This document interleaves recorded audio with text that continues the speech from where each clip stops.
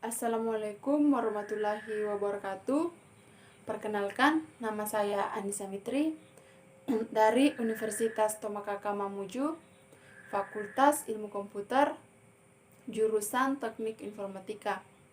Baik, tujuan saya membuat video kali ini yaitu untuk memenuhi tugas mata kuliah Sistem Informasi Manajemen yang diampu oleh dosen Muhammad Agus Eskom MM. Di video kali ini, saya akan mempresentasikan materi tentang tata kelola sistem informasi. Yang pertama, pengertian tata kelola sistem informasi. Pengertian tata kelola sistem informasi adalah suatu cabang dari tata kelola perusahaan yang berfokus pada sistem teknologi informasi serta manajemen kerja dan resikonya. Bagian A, transformasi digital. Transformasi digital merupakan proses pengubahan berbagai kegiatan dan proses ke dalam bentuk digital sehingga dapat dilakukan melalui teknologi komputasi dan sistem informasi. Bagian B, tata kelola sistem informasi. Tujuan utama dari tata kelola sistem informasi dan teknologi adalah: pertama, memastikan bahwa pengguna informasi dan teknologi menghasilkan nilai bisnis. Dua, mengawasi kinerja manajemen. Ketiga, mengurangi resiko terkait dengan penggunaan teknologi informasi. Adapun beberapa jenis tata kelola sistem informasi yang dapat dipilih oleh manajemen yaitu: pertama, Control Objective for Information and Related Technology adalah kerangka kerja untuk mengembangkan, menerapkan, memantau, dan memperbaiki tata kelola dan praktik manajemen teknologi informasi. Dua, IT Governance Institute adalah sebuah lembaga ISACA yang menyediakan penelitian, publikasi, dan sumber daya mengenai tata kelola teknologi informasi dan topik terkait.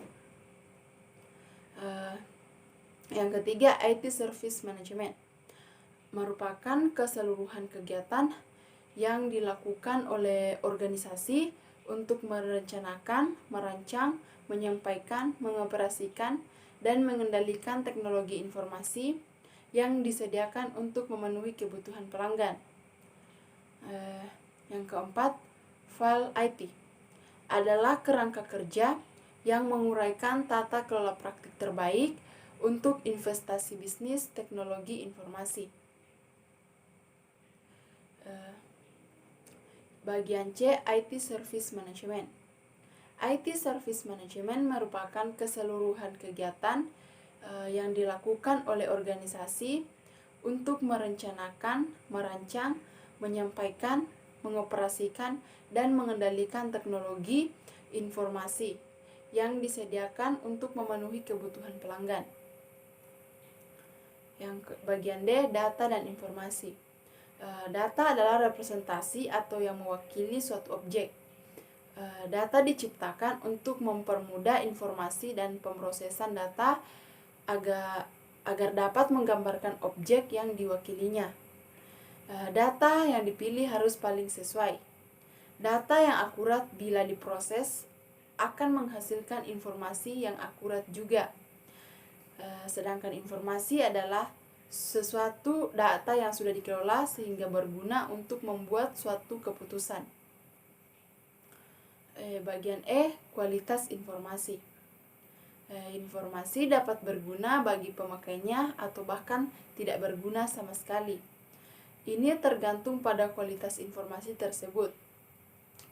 Informasi berguna jika kualitasnya baik. Baik buruknya kualitas informasi dipengaruhi oleh 3 hal, yaitu yang pertama, isi informasinya, kedua, waktu penyajiannya, ketiga, bentuk informasinya. Bagian F, informasi sebagai sumber daya. Informasi sebagai sumber masukan yang paling berharga bagi manajer. Informasi memberikan gambaran kepada manajer mengenai kondisi fisik perusahaan.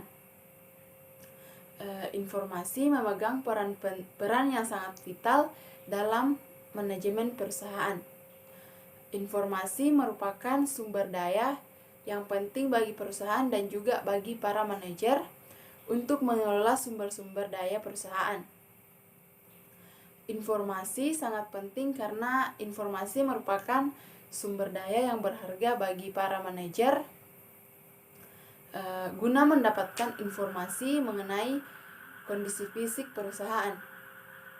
Informasi tersebut menjadi pijakan bagi para manajer untuk mengambil berbagai keputusan penting dalam mengelola perusahaannya. Oleh sebab itu, informasi juga perlu dikelola secara tepat seperti halnya sumber daya organisasi lainnya. Bagian G, divisi sistem informasi. Dalam perusahaan atau organisasi, harus ada bagian atau divisi yang bertanggung jawab terhadap pengembangan dan pemeliharaan sistem informasi.